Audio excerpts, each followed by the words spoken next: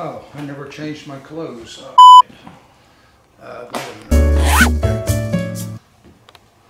Well, hello collectors. Here we are. It's September 7th, 2020, Labor Day, which is a holiday here in America. And since I didn't have anything really that pressing to do, I thought, why not do another seminar? So this time we're going to do the seminar on Army daggers.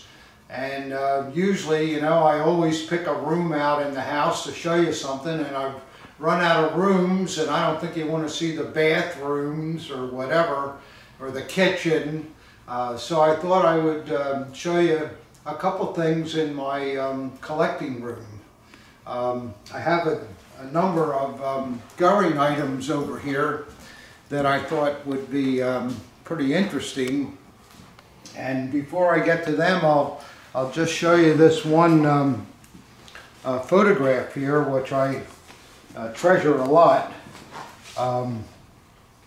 It's in one of Goering's Reichsmarschall special silver albums. Has the Reichsmarschall eagle at the top, and it's a picture of Goering after he was made Reichsmarschall in 1940.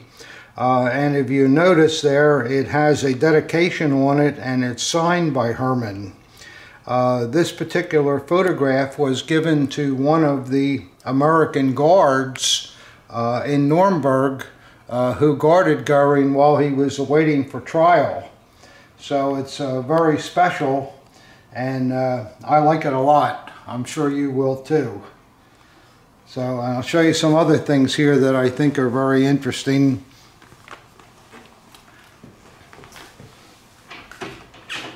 Gotta get this cabinet open. And first off, you'll notice a set of boots in here, and they're a red leather boot, which was a special color that Hermann picked out for his Reichsmarschall uniform, and I'm going to get them out so that you can see what they look like. I'll just get one out. The boots come with the original trees, which are made of wood and fit together like a jigsaw puzzle. And you can see they're pretty fat because Hermann had a fat leg. I'm going to take the trees out and show you. I got these boots from a museum in Tacoma, Washington that was given a full Goering uniform, including the cape. And they sold the uniform in pieces, so I was fortunate to be able to buy the boots way back in the late 1960s. But you're probably saying, oh yeah, how do you know those are Goering boots? Oh sure, that's Whitman putting us on again. Well, I'm going to show you because I think it's a very interesting thing. We'll set the boots down here, the one boot. And I'll take the, see the center comes out. I'll get this photograph out of here before I wreck that. My glasses, boy, I'm a mess here. And then the front portion of it comes out. And these slides were hooked to a wooden portion in the bottom, which is still there. I never took it out because it didn't want to come out. When I received the boots, the trees were kind of frozen in position. Apparently the boots had gotten wet at some time, and I was able to get these trees out, but not the bottom part, so I just left it in.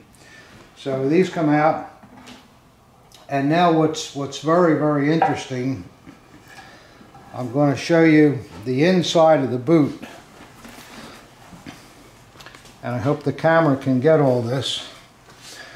But what you see there is all the proof marks by the maker, a company named Breitspecker in Berlin. And then below that, written in pen and ink, you'll see August 1940. And then below that, Reichsmarschall Hermann Goering, written in ink. This was all done before the boots were put together by the boot maker. And then what's interesting, I told you that the trees were frozen inside of the boots. And if you look close at the Obverse shoe tree, you can see where the Hermann Goering ink writing has even adhered to the wood there. So what a wonderful thing. I wish I had the whole uniform, but just having the boots is a thrill to me because I've had them for many, many years. My first wife, she hated them, and she even hated more the loan that I took out to buy them. But as you collectors know, sometimes you just got to do what you got to do. So I still have them, and they're a prime part of my collection. So I'll put them back here, and then I'll show you some other Goering things. These all slip right in here fairly easily most of the time. Maybe I have this backwards. Well, I'll put them together later because I don't want to waste your time, but you can see what they are. I'll show you something else here. I like this a lot. This is a box made with amber and made with the Reichsmarschall Eagle. It's all in silver.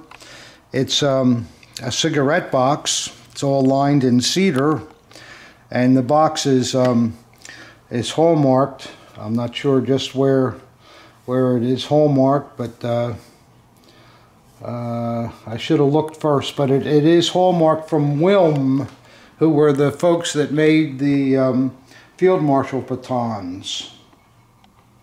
I wonder where that hallmark is. I know I saw it here before.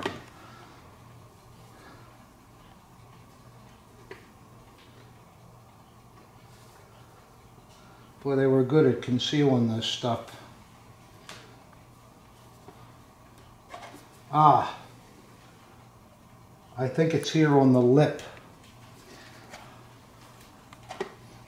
Well, anyhow, take my word for it.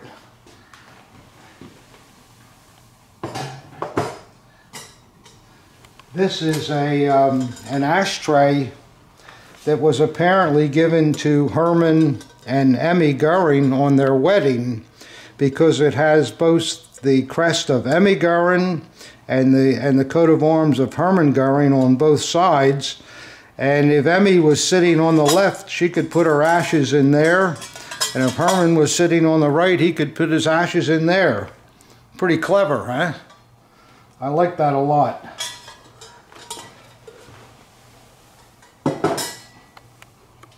This was a beautiful ring. It's made of lapis stone, and it's all gold, and it was a gift to the people who participated in Hermann and Emmy's wedding in 1935. A really wonderful artifact here. I hope I'm showing it to you the right way. Yeah, it looks like I am, yeah. Beautiful thing. And then one more item which I like a lot. This is a hunting knife that has beautiful animals engraved on it with some type of a horn grip. More animals on the reverse. Very, very beautiful. And then it has a swastika on the top of it. The blade is just a normal hunting type blade, but this particular knife was given to Hermann Goering by Henderson, who was the English ambassador, and he and Hermann did a lot of hunting together, and it was actually left to Hermann in Henderson's will, which we have a copy of showing that. So a nice item here. And then one last Goering item I'd like to show you. It's in this this nickel container. I love the way the Germans really made stuff to last. This came from Goering's car trunk in a case that was loaded with all of his hunting stuff. And the person that bought it had spent a lot of money on all of the items, and I asked him if he'd like to get some of his money back and sell me this piece, and he said he would, so I was lucky enough to get it. And what's inside of this is the boar's hair sprig that Goering wore in his hunting hat. It's engraved with his initials, HG. Isn't that fantastic? I think it's a wonderful thing, and it stayed in mint condition because it's been in this great case all these years.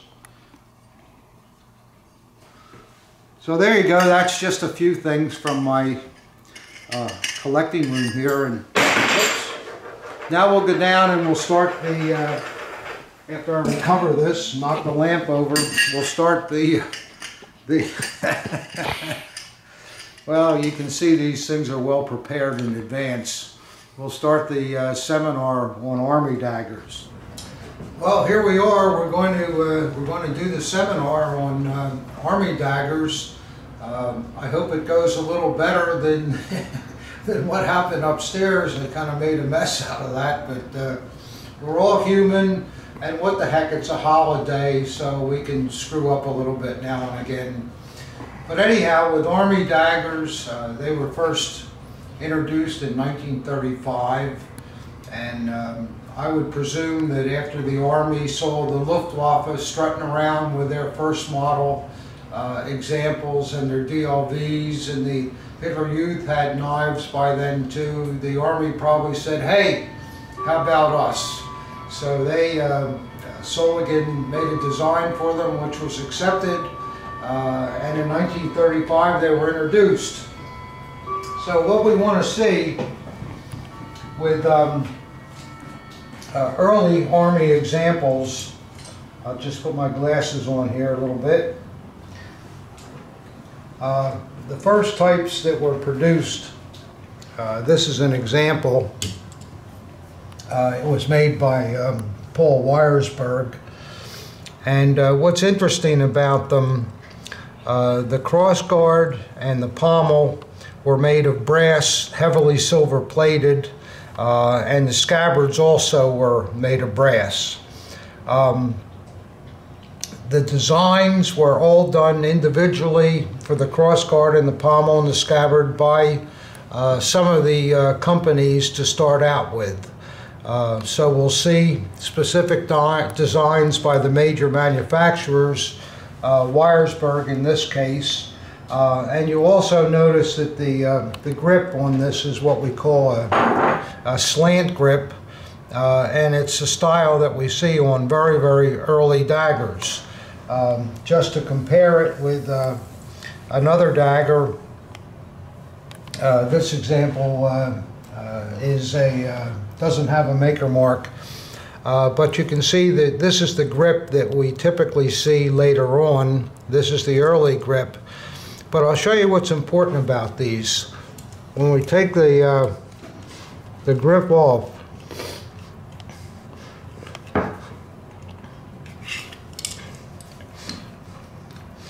now we're looking at, this is the later piece, this is the earlier piece.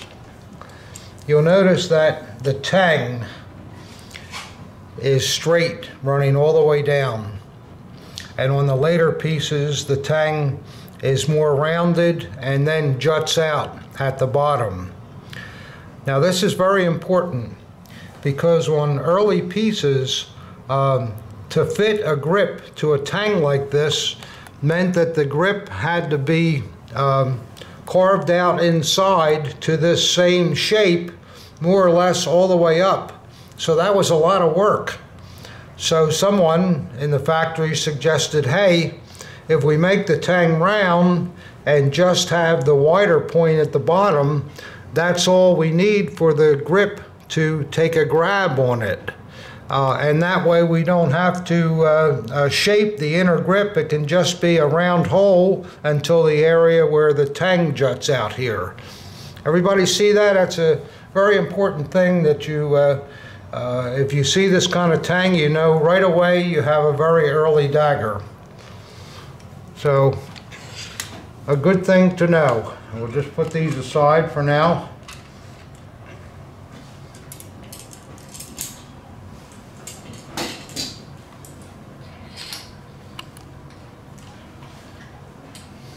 So now that early daggers had come out, and the different manufacturers were all involved with it, the first thing we see that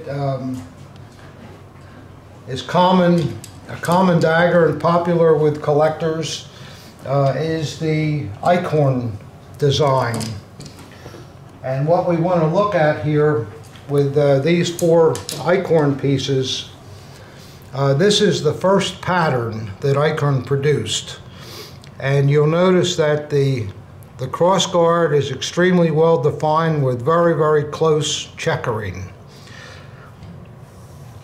The checkering was difficult to perform, to enhance, so they came out with another cross guard that was a slightly simpler design. It still looks almost the same, but the head is different and the positioning of the wings are slightly different.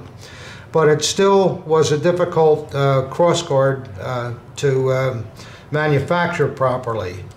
So then finally, the last type cross guard, which is the most common with Eichhorn, you can readily see the differences between this cross guard and the other two. See how the feathering on the breast feather, the breast feathering is much wider and much easier to deal with, because when this came out of the mold or the form, the stamper that they used to make it, they didn't have to enhance it as much. There are other differences too. The ferrule was different on the first type as opposed to the second type.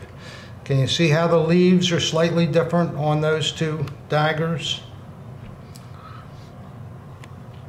There was also an early pommel that was slightly different than these pommels that are shown, but this was the type of pommel that was you see on most Eichhorns. And then there's this last piece here. It's worth noting that the scabbard bands on both of these later pieces compared to the scabbard bands on the first type. See how the bands are more convex than what these are. The oak leaves are different. And of course they have the later ferrule. This is a standard Eichhorn piece. This is a standard Eichhorn piece. There's one I wanted to show you that this is another Eichhorn piece. Or is it? No, it is not. I'm sorry. Well, we'll move to the next type.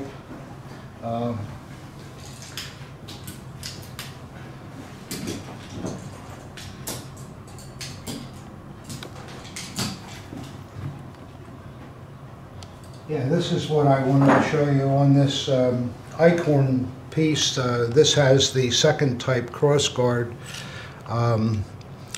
It also has, it's difficult to see, but it has some engraving on the blade. And it has a woman's name, Edith, and a date, 1929. And let's see what the 1929, 1930.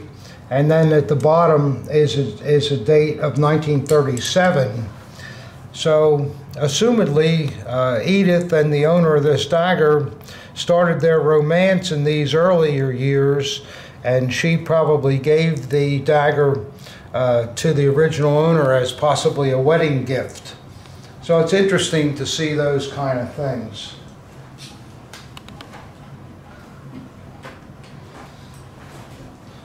Now, next we want to talk about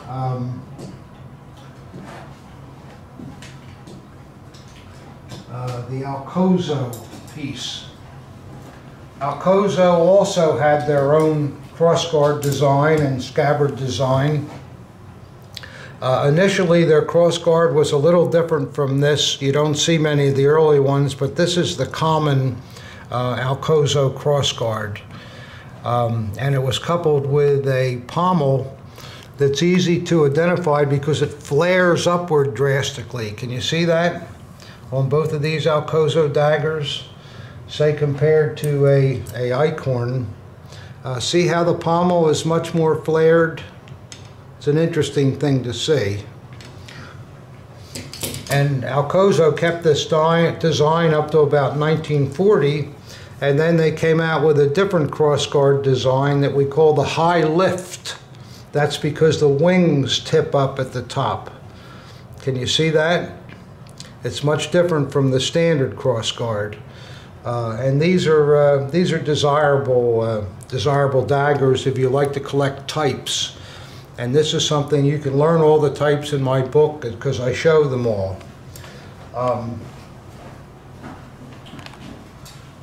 Okay, and next, this is a real early WKC dagger, and it's a real beauty. It has the slant grip.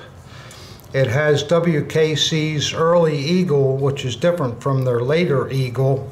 And in these early years, WKC used 2 screws in their scabbard, but later on they went to only 1. This dagger's in beautiful condition. Look at the frosting on it. Actually, it's from my personal collection. It was the best early Army dagger I could ever find. It just has everything, plus a beautiful orange slant grip. A great piece. WKC eventually went to this standard design.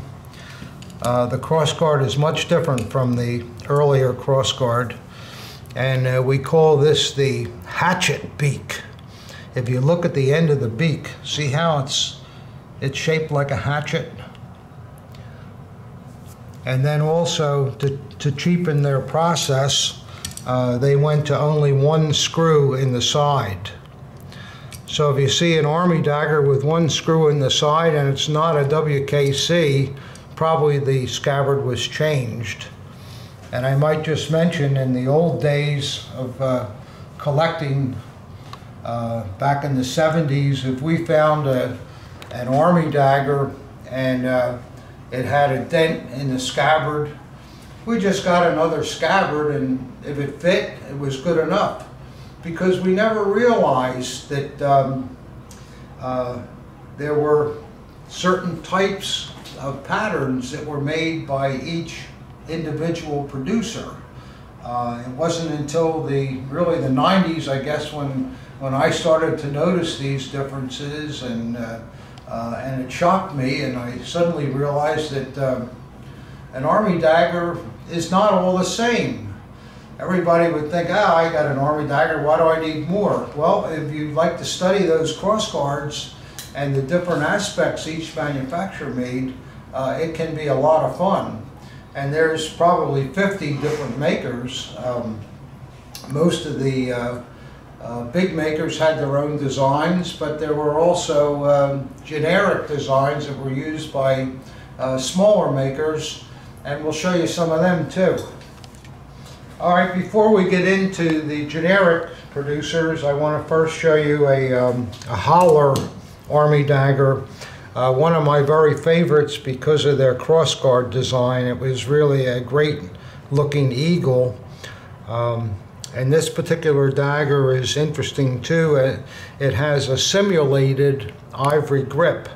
It looks like ivory, but it is not. It is a celluloid covering, but it was probably offered at a little extra cost or something. But and Holler, a lot of times you'll see them produced with, this is a generic scabbard. They're usually, you find them with a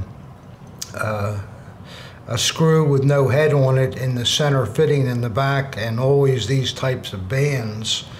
It was probably financially easier for Holler to buy the scabbards from the generic producer than it was for them to make it. That's why you see those things. And then we'll talk about generic pieces.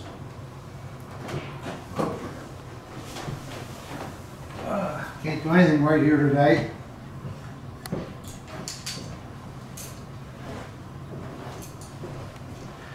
These two pieces have generic scabbards and generic crossguard eagles. Now both eagles are identical. If you look at the heads on them, you'll see that they're the same in the breast feathering. This is what I call the generic A eagle. The dagger on the right was made with heavy silver plating, and the dagger on the left was made probably after 1939, when silver plating couldn't be done anymore because the war effort needed the silvering. So they started to nickel plate Army daggers. Can you see the difference in the finish?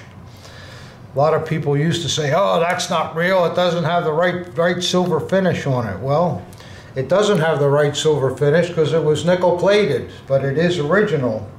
And what's interesting about this piece too is that it has what we call a glass grip. This grip resembles amber very much and is very, very beautiful, very desirable, and quite rare to find. And glass grips often were brittle too. When you find them, they have chips all over or cracks, and it's very unusual to find one that's in perfect condition like this particular dagger. Very, very nice. I'll show you further.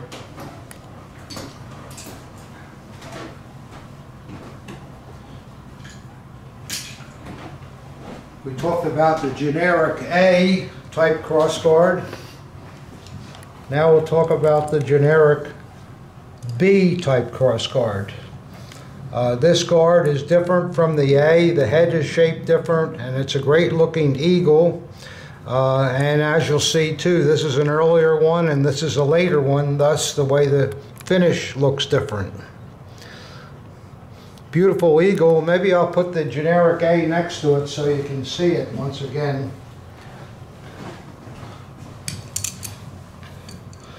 That's the generic A on the right and the generic B on the left. And I'll just show you one other thing because it sometimes people get confused. Look how close the WKC eagle is to the generic A, but remember it has that hatchet beak on it. Can you see those differences? Really good stuff here.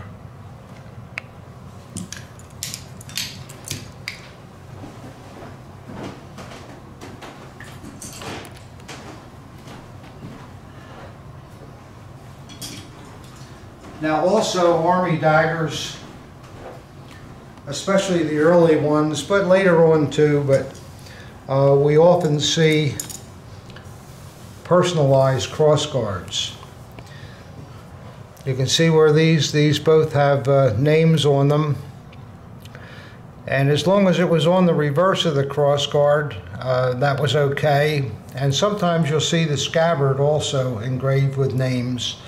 But what's great about this stuff, if there's enough there, a first initial or even a regiment or something, it gives the opportunity to research the dagger. And sometimes it's amazing, these things come out that they were worn by Knight's Cross winners, German Cross winners, things like that. And it gives you the opportunity to research the officer's entire career and make a much more valuable dagger and much more interesting dagger out of the whole process. A lot of people just collect personalized Army officers' daggers for that reason. So those are nice to look at too.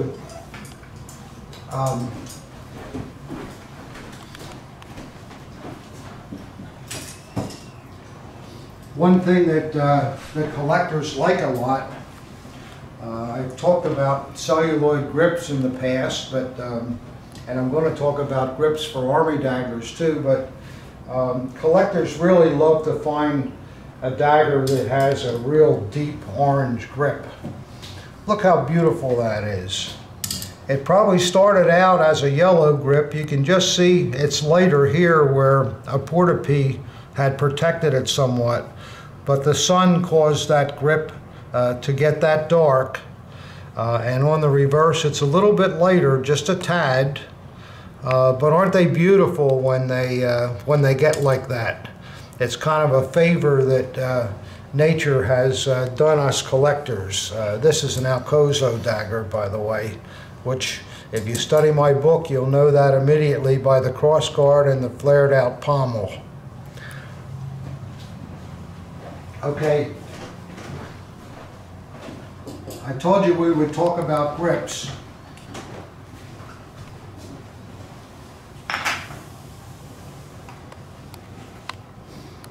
Now with Army daggers, like we said before, on the initial production, you're going to see the slant grip. See how the segments, the ribs are slanted much more than, say, this is a standard celluloid grip. See how that is? So if you see this grip, you're going to want to see one of those tapered tangs like I talked about. This is the most common type grip that you'll see. You also want to see this kind of work. Well, this one's broken, but this is the kind of work that you want to see on an original grip, as opposed to that. This grip is a reproduction, comes off of a Spanish-made Army dagger. When you see something like that, that is not how they were factory fit. Okay, this is an example of another grip that is turned so dark that it's almost red. It's a little lighter on the back, but look how dark that is. Beautiful. Made of celluloid, or Trolon as the true name of the metal is called. And then you also see grips which are white. White grips on earlier daggers will have a wood inside, just like a Navy dagger grip. See the wood in there on both ends, and the celluloid covers the wood. These are nice grips, almost as nice as the solid celluloid. And then the later pieces that were made after the war started, they're celluloid outside, but the inside of the grip is full of plaster. And what that did, when they filled the grip with plaster while it was still wet, they could put the grip right over the tang, and the plaster would form to the shape of the tang, and then you just put the pommel cap on, and that saved a lot of fitting work. The only trouble with it was that the plaster really didn't hold up that well, and sometimes I've had this happen myself. If you take a late dagger apart with one of these plaster-filled grips, you take the tang off and all of a sudden the plaster all falls out, or you pull it off of the tang and the same thing happens because of the age and it's so dried out. So if you have a white grip like this, you might be best just to leave it alone and not look inside. And then the last type of grip, which you see very, very seldom, this is a solid ivory grip, hand carved, has a beautiful crack running down both sides of it, and you can see how it was fit and so forth. Very beautiful item here, which cost about as much as the dagger if you wanted an ivory grip, so you don't see these very often. Also, ivory grips have a certain shape to them. For instance, the company Voos that made etched blades with ivory grips, The shape of their standard grip is different from the one that Eichhorn made, and Horster the same way. It's different from the other three. So you want to kind of look at the shape of the grip too before you go out and purchase something. So that's the basics of the Army daggers. And then just to look at the straps. The hanging straps are basically 4 different variations. The standard type have kind of a pot metal hardware, which is silver plated. This one is still in mint condition and retains its beautiful original color. And a lot of times they'll have what we call pebbled snap designs, push-in snaps. Then there were deluxe snaps that were offered, which have oak leaves, beautiful oak leaves and silvering over all the hardware. And the snap clips are what we call push-up type. And usually on the back of them they'll be DRGM marked. I think these are. Then you'll see the type we call a horseshoe top. And that's because of the way the top clip is. You can see it's very elaborate with oak leaves, and it has rivets that hold it to the strapping. And usually when you find these, they'll have the deluxe push-up type snaps.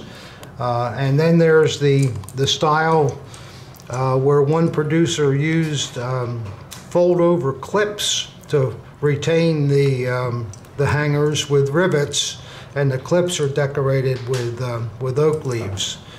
There's other types too that you'll see once in a while, but those are the 4 basic types. You also see leather used at the top once in a while.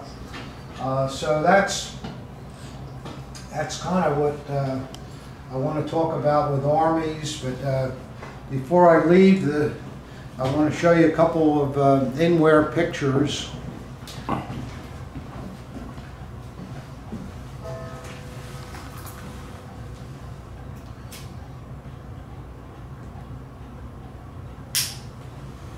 Now this photograph shows an officer, and you can readily see his Army dagger being worn. You can see the detail of the hangers and the portopee.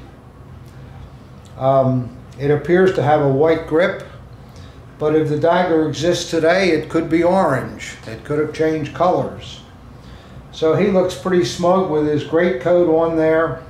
And what they did, they had a little strap that was sewn on the inside armpit that hung down with a clip on it, and then there was a slot put on top of the pocket inside so that the hangers could go through the slot and be worn. And here's an older fella here enjoying his presence. He's got a Imperial wound badge on, and you can really see the way his dagger is worn with the portopee. Incidentally, this is the regulation wear of portopees, where the ball part comes out above the crossguard. I see a lot of knots tied where the ball is shoved between this knot on the crossguard. That was not regulation. This was regulation, and I think this picture shows, yeah, this is worn regulation also with the knot over top of the crossguard. And before I leave the subject, I want to show you an Army dagger that if you look long enough, maybe you'll be lucky enough to find something like this.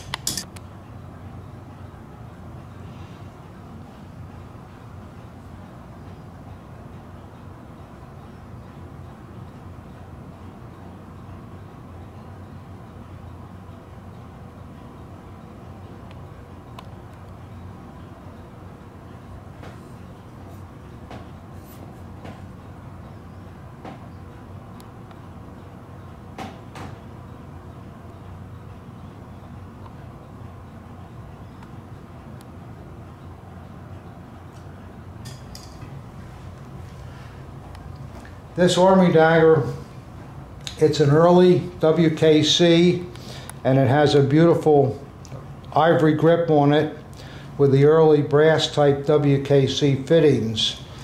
And if you look at the blade, it's really fantastic.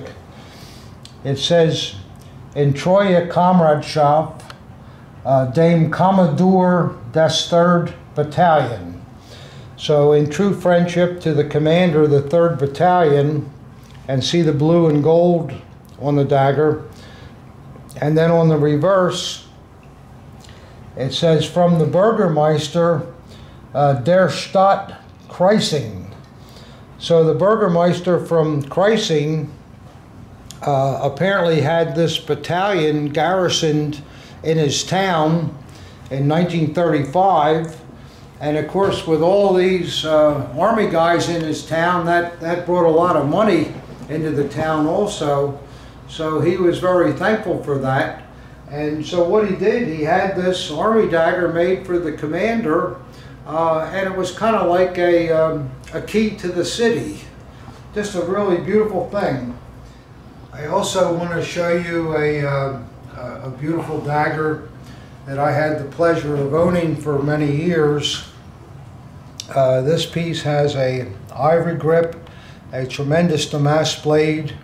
You can see it's an Eichhorn crossguard, and the scabbard is all hammered with conventional Eichhorn bands on it. I went to a gun show in Birmingham, Alabama in the early 90s, and no sooner had I walked into the show and this dagger was on the table with a gun dealer, and I said, "Can I look at it?" He said, it's a reproduction." I said, "Okay, let me take a look at it." And I'll show you the rest of the piece. That's a close-up of the beautiful scabbard. See how the oak leaves are all hand-enhanced, and the detail to the crossguard, the ivory, and the Damascus blade. And there's a shot of the reverse. It has the Eichhorn trademark on it that was gilded. Another shot of the grip. See, it has one small crack in it there. And there's an overview of it. You can kind of see how beautiful the Damascus is in stone mint condition. And there's one of the reverse, the whole blade. And that's it on that dagger. And one of the problems in life, and I guess we all run into this once in a while, but I had shown this dagger to a collector after owning it about 10 years, a man from New York that had a lot of money, and he said, "I gotta have that dagger." I said, "No, it's in my collection, I'm not selling it." He said, "No, you didn't hear me, I gotta have it." I said, "Well, no." He says, "I'll give you $35,000 for it."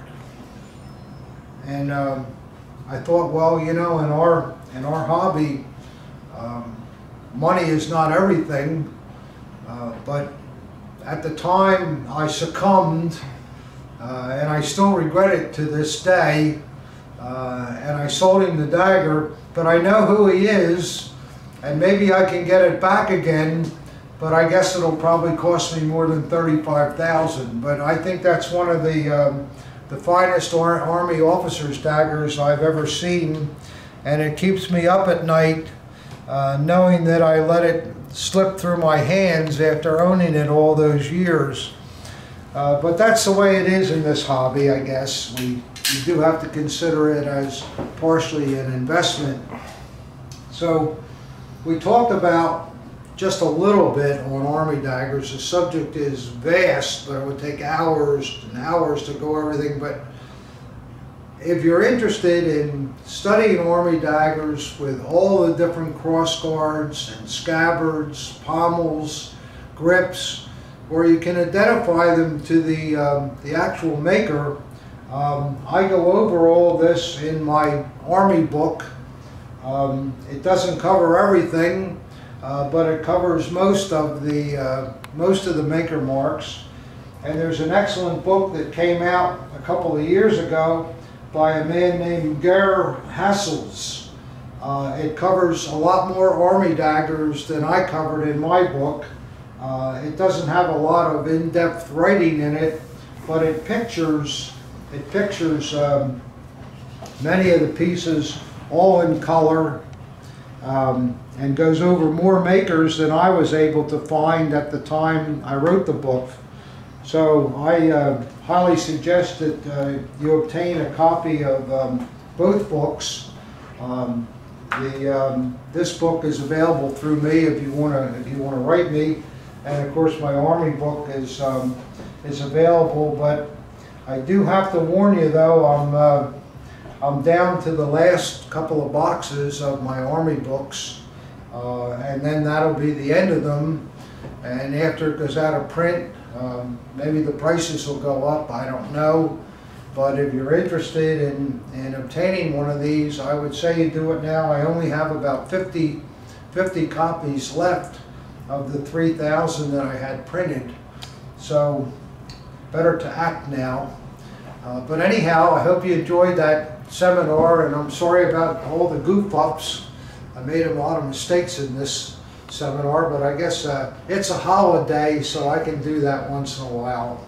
But anyhow, good collecting to you, and we'll see you on the next seminar. I don't know what I'm going to do, maybe police bayonets, or maybe hunting, forestry, shooting, I don't know, we'll see. But we'll put something out in about 3 weeks, so we'll see you then. Thanks a lot for watching.